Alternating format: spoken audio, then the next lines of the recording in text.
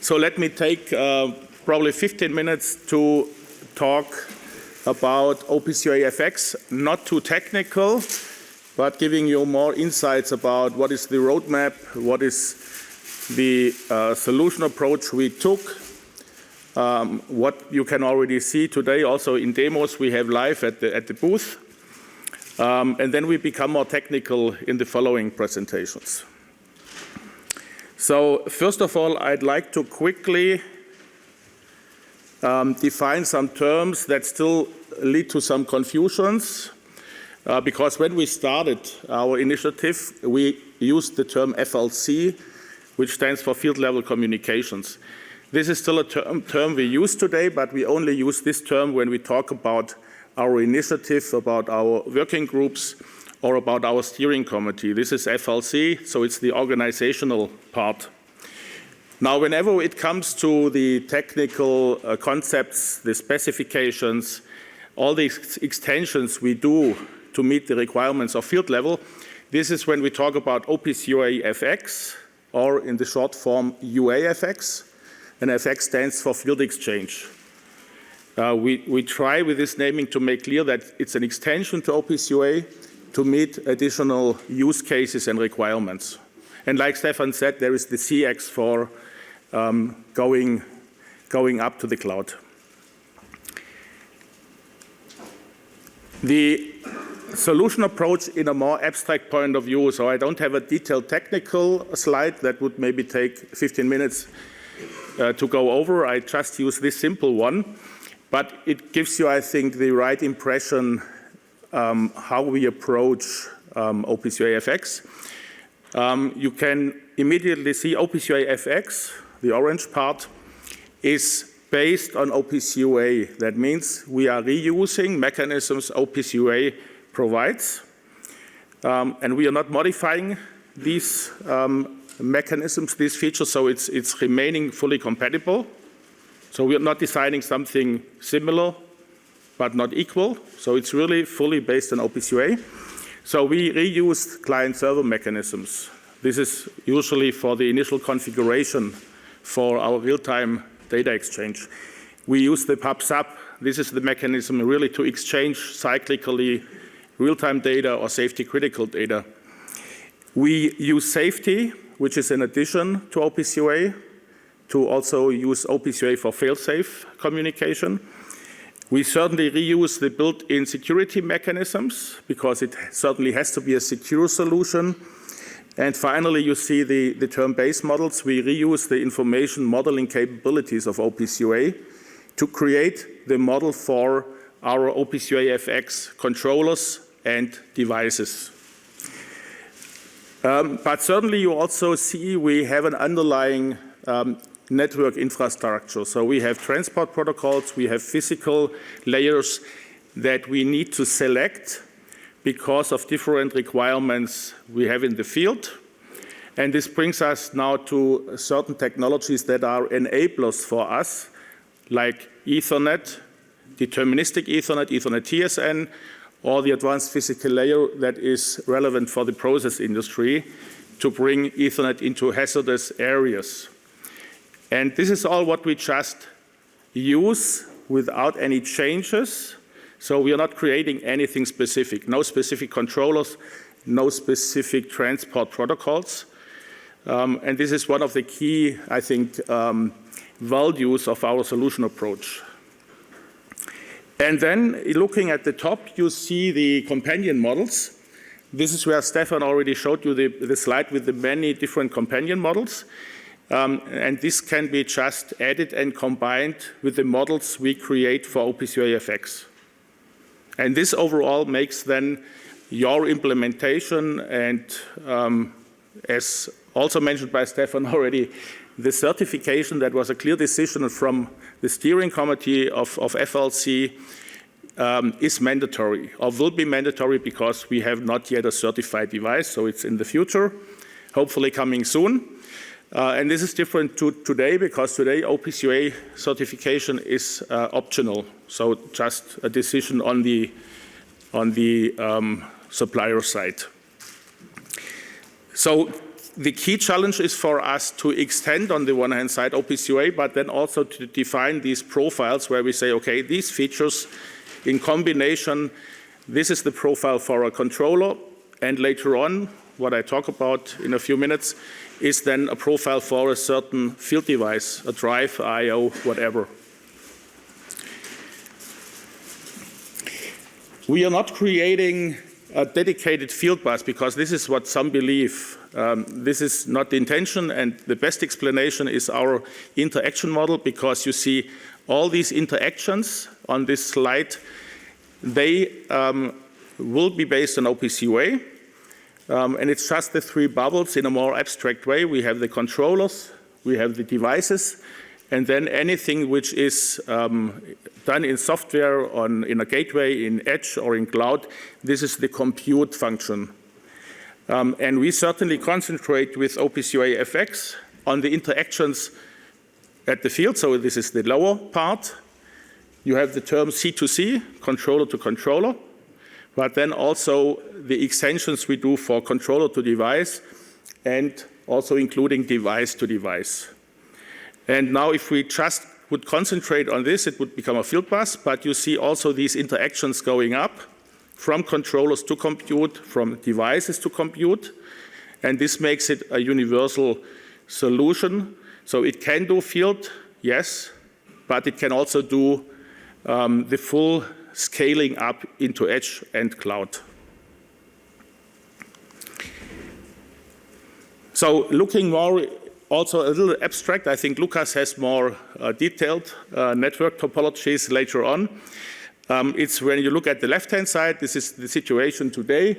You have OPC UA as the connectivity solution from the controllers up, and you have a bunch of field buses established in the market for going down to the field devices. Now you see the horizontal connectivity between controllers. This is the first step that we have been, let's say, dealing with on specifying the C2C. But then you see on the right-hand side, this is the overall vision. We bring OPC UA down with C to D and D to D. And finally, this becomes then a unified industrial network standard that fully scales in all directions. And it's abstract because it's not showing that a field device certainly could directly communicate up into edge and cloud, bypassing a controller if desired, if needed. So this is why it's a little bit more abstract. And you see here phase one, this is more the internal terminology we have. Phase one is the focus with C2C. This is now finalized, this phase one.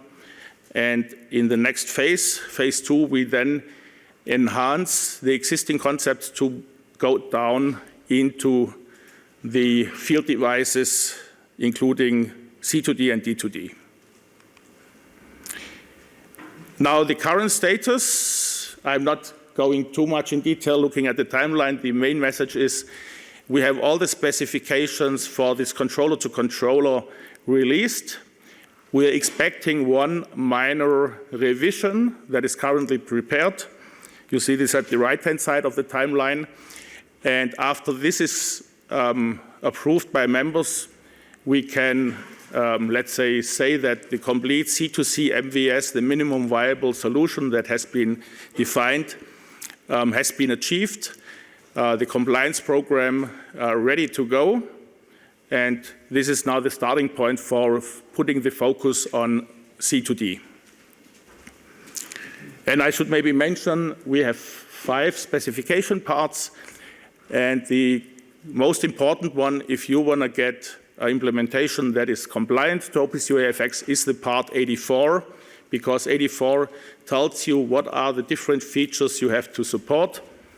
And Alex has later on a presentation to dive a little deeper into this compliance program and what is needed from your side to become compatible. I already mentioned the steering committee. So these are the members that are supporting our initiative with budget, with manpower. We have currently 25 companies. You see all the big players are on board. It's including players in factory as well as process automation, because what I probably forgot to mention before is that we are addressing the broad range of applications in factory as well as in process automation. This is reflected also by the companies that are part of our steering committee. So the steering committee, as well as all the technical groups, are open to all the OPC Foundation members. It's just becoming steering committee member requires some additional budget you need to contribute.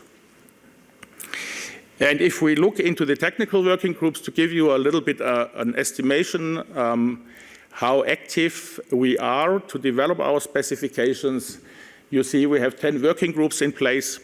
We have more than 70 companies that are involved, and counting all those that are either active or at least passively monitoring, it's more than 260 experts.